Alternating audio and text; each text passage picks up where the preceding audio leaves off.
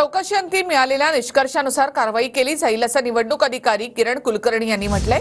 तर विनोद तावडे आणि राजन नाईक यांच्यावर गुन्हा दाखल झाल्याचं डीसीपींनी सांगितलं आहे। परिस्थिती नक्की काय होती, काय आहे आणि काय काय उपलब्ध झालेलं आहे याची पाहणी आणि तपासणी पोलीस यंत्रणा आणि निवडणूक यंत्रणा स्थानिक पातळीवरती करत असते।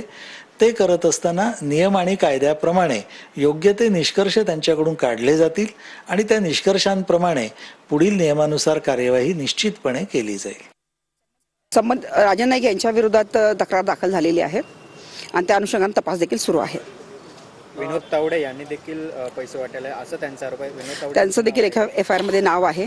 तपास सुरू आहे। तपासांती आपल्याला उचित निष्कर्षापर्यंत येणं शक्य होणार आहे। हॉटेलमधील सर्व सीसीटीव्ही बंद होते। त्या अनुषंगाने देखील तक्रार प्राप्त आहे। त्याची देखील आम्ही खात्री करत आहोत।